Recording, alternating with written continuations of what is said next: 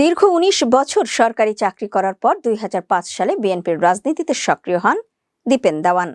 দীর্ঘ লড়াই সংগ্রাম শেষে তিনি ১৭ ফেব্রুয়ারি পার্বত্য চট্টগ্রাম বিষয়ক মন্ত্রণালয়ের মন্ত্রী হিসেবে দায়িত্ব পেয়েছেন। জনাব দীপেন দেওয়ান, জনাব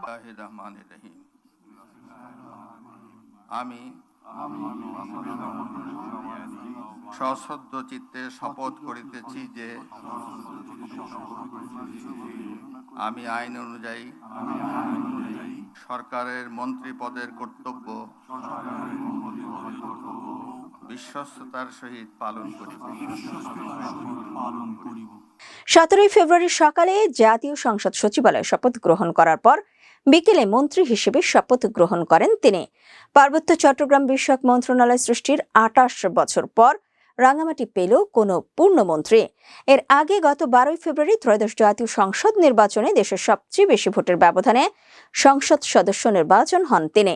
দীপেন দেওয়ানের প্রয়াত বাবা বিএনপির রাজনীতির সঙ্গে জড়িত ছিলেন। তবে দীপেন দেওয়ান ছাত্রজীবন থেকে কিছুটা সক্রিয় থাকলেও পরিবারের ইচ্ছায় ঢাকা বিশ্ববিদ্যালয়ের আইন বিভাগে লেখাপড়া শেষ করে বিসিএস কর্মকর্তা হিসেবে জুডিশিয়াল সার্ভিসে যোগদান করেন।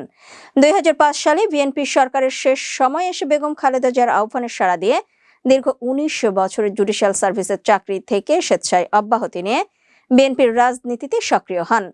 দীপেন দেওয়ান পার্বত্য রাঙামাটি থেকে বিএনপির মনোনয়নে ত্রয়োদশ জাতীয় সংসদ নির্বাচনে নির্বাচিত সংসদ সদস্য।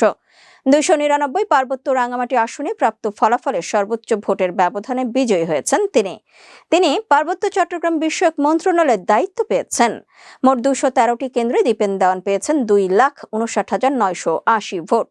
তার নিকটতম প্রতিদ্বন্দ্বী ফুটবল প্রতীকের স্বতন্ত্র প্রার্থী পহেল চাকমা পেয়েছেন ৩০,৯৯২ ভোট।